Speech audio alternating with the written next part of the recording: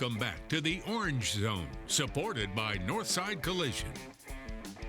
Welcome back, and to the audience, welcome back to the biggest member of our team, former Syracuse linebacker Danny County. I mean that lovingly in the most complimentary way possible. Very nice way of saying you put weight on this summer. Not at all. Best linebacker in Syracuse history right here. As usual, guys, I'm going to step out. It is the Toyota Coach's Corner. Bowling Green, they play fast. Take us through the offense, guys. I mean, from watching everything I've watched last year, the thing that I like about this is they attack. They put the corners in bad positions. They put the read ends in bad positions. They put the safeties in bad positions. Everybody's in a bad position because of the way they attack.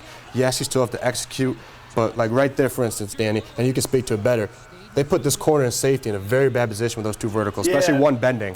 This is miscommunication to me in coverage where the corner thinks he's got safety over the help, and he kind of either splits it and he pedals out and plays the cover two. So to the top of the screen, the corner should sync with one vertical if two stays vertical to the same side. So what I see is you get some variations in formations, but you'll see later on in the film they do a really good job of staying in on the ride, and they get all the linebackers to suck up and play. You have to defend run. In today's college world, linemen are allowed 3 yards downfield on a pass. So you're going to see an end zone copy here where the quarterback does a great job of riding. They're going to run a power concept where they're kicking and inserting.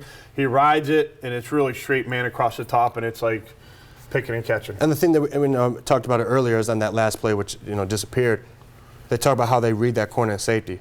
Those guys dove in on that run hard because of that, like you just mentioned, the 3 yards down the field. That's all they dove in hard. Now they have one-on-one, nobody inside to help them. That's an easy completion. And you think about a guy like Dungy when he has Ishmael, Irv, Brisley, and they get those one-on-one situations. I love the skill position guys at Syracuse this year. I really do. And we talked about the miscommunication here, and you hear the emphasis about Coach Babers talk about fast, speed, no huddling.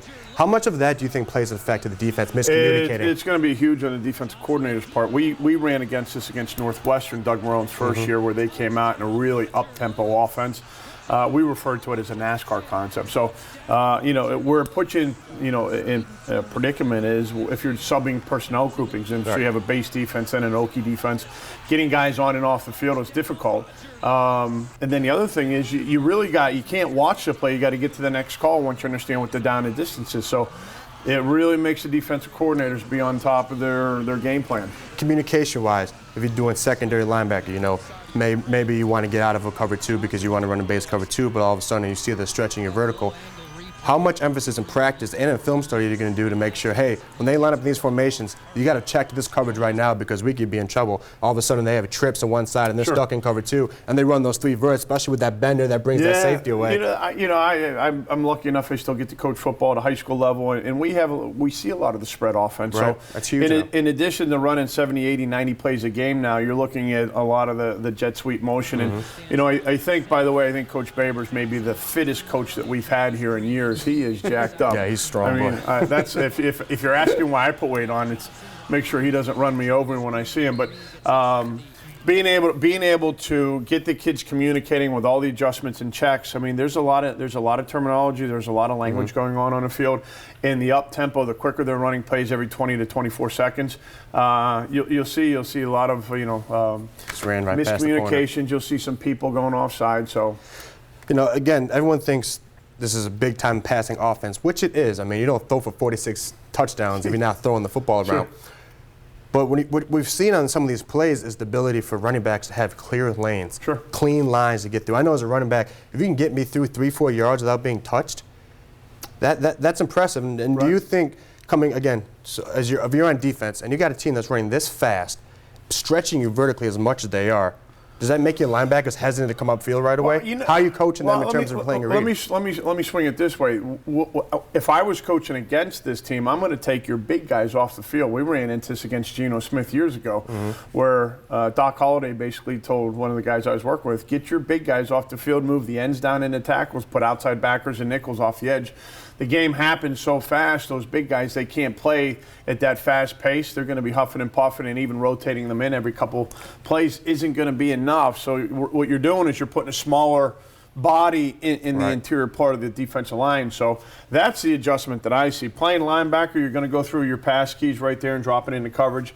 Where this Bowling Green team did a really nice job was really riding the run-pass option. Very well. And then just basically sucking all those guys up and making a man coverage on top. One of the things I like, Matt touched about in the last segment is how Coach Babers is having Dungy get rid of the ball quickly. And this quarterback, Matt Johnson, these films, he's not holding on to the ball very long. Some receivers may take shots, but what's going to happen is they start sucking up like this, they're starting to play the short stuff, and that's when they start running past them. It's not only does it get the ball out of Dungy's hands, and I'm sure he's already been told, if you run the ball, you're getting fired. I mean, in high school football, I fire guys once a play and then I bring them back in. I said, better effort or don't do that. Right. So I know that. Don't do that. If, for us to, I really believe for us to win some football games this year and have a winning season, Eric Dungy's got to play all 12 games. Right. Keep him healthy, get the ball out of his hands.